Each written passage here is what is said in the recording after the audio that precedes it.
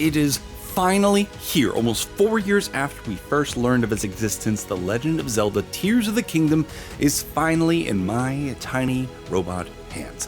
And friends, let me tell you, it is awesome! I've run into some shenanigans and mishaps in my game so far, so for those of you who are diving in today or are going to get the game soon, I put together some things I wish I knew sooner for Tears of the Kingdom. Now, for anyone who wants to avoid spoilers, I got you covered.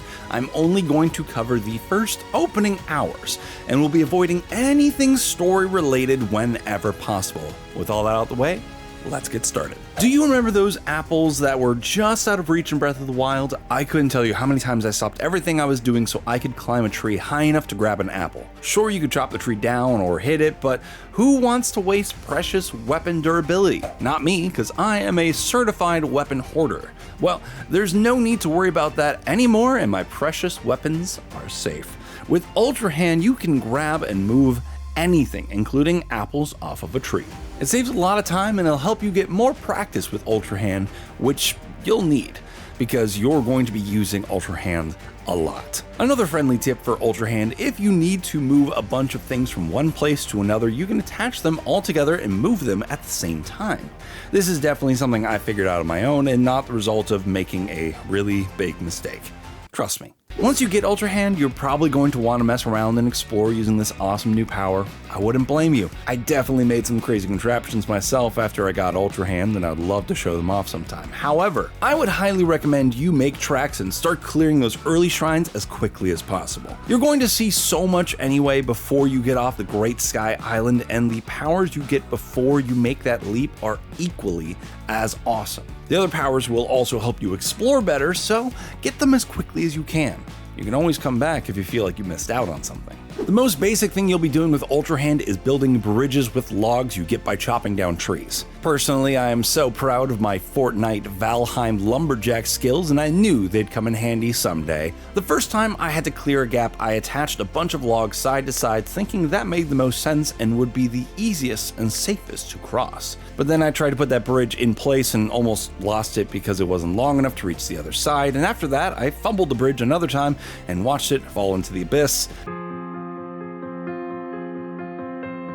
Anyways, I just hope there weren't any unsuspecting bokoblins down below, because they were definitely flat as a pancake after that. You've probably come to this conclusion from my mistake already yourself, but let me give you some advice. Just attach logs end to end. Simple as possible. You'll be able to clear almost any gap on the Great Sky Island with just 3 logs. The trade-off is that crossing such a narrow path is kind of tricky, but as long as you go slow, you probably won't plummet to the ground below like my poor log bridge. Rest in peace, you magnificent beast. This is just a quick one, but I wanted to bring it up because I almost missed it myself. You'll find the leg armor, the archaic armor, set right in the tomb Link wakes up in, but you won't find the torso armor until later. It's set in a cutout along the left side of an exit to a cave, and it's super easy to miss if you're just running towards the light. Keep that in mind and make sure you comb those early caves pretty thoroughly, because they have plenty of goodies to collect and spooky things to encounter. Speaking of caves, you'll have several opportunities to get into fights with glowy amphibious cave ghosts called bubble frogs. Here's the deal. I don't know what they are, I don't know what they want, and I don't know what the item you collect from them is for. I haven't gotten that far in the game yet. All I do know is that I'm afraid of frogs in real life now, and all giant ghost frogs I see must die. The stuff they drop will probably come in handy later, so it might be worth hunting these suckers down, or just do it for me. Appreciate it. When you start finding better weapons, you'll probably start to throw away those branches and sticks you pick up early on. Inventory management is a big part of the game, but maybe hold on to a few of those lame weapons. They won't be of much use in combat until you gain fuse and can start bolting rocks to them, but they do have a very helpful, very specific use: activating Zonai devices. Now, I'm going to show you some very specific gameplay footage to illustrate what can happen if you use the wrong weapons to activate Zonai devices. This segment was staged by trained professionals and is absolutely not the result of pure incompetence. This segment sees Link building an airboat to cross a lake. Our trained professional here builds a 3-log raft as you would expect, straps 2 Zonai fans onto the back, and places it in the water. Good to go. To activate the device, it needs to be struck with a weapon. Not wanting to waste the durability of his trusted hammer, he opts for a small axe that he doesn't mind losing. One problem, the fan is too low to be hit by the default attack. No matter, a jumping down strike will do the trick. Do you know what happens when you hit a log with an axe? It breaks and turns into a bundle of sticks. The ensuing panic results in the rest of the raft being converted into sticks, and a very capable, trained professional is forced to try again with new logs after fishing all of his material out of the water. Do not be like this young wanderer. Be smart, be patient, and use sticks. On your way to the third shrine, you'll come across a cave that has bomb flowers and terrifying worm monsters called like-likes. You'll need to use those bomb flowers by fusing them to arrows and firing them, but be careful how close you are when you let that arrow go. I didn't know what I was expecting, but it definitely wasn't being blown to Kingdom Come for standing too close to my target. That blast radius is serious, so my recommendation would be to lure the like-like to open its mouth and reveal its weak point, back up about 5 to 10 steps, and then fire the bomb arrow.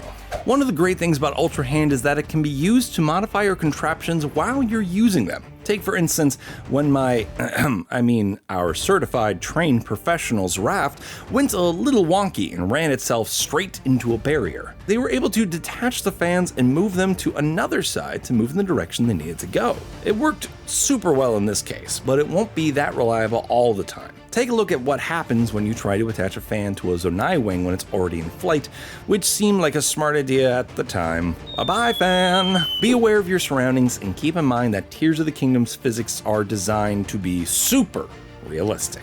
Before you can jump off the Great Sky Island and start exploring, you're going to need to find one more shrine. Rauru will tell you to fast travel back to where you awoke, and he'll also mark a target location on your map. It's not really clear where that shrine is, but take a look around the room and think about the puzzles you just did. Don't do what I did, which was to leave the tomb and jump off of it again.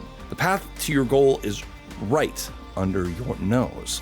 Keep an eye on your stamina. Yeah, I know, stamina isn't anything new to the millions of people who played Breath of the Wild, but remember, when was the last time you played that game's opening section? For me, it has been years, and the last time I picked up the game, I was working with a fully upgraded Link. By the time you actually start exploring, Link is back down to his single stamina wheel and 3 measly hearts. I figured I knew what I was doing. I have hundreds of hours of Breath of the Wild.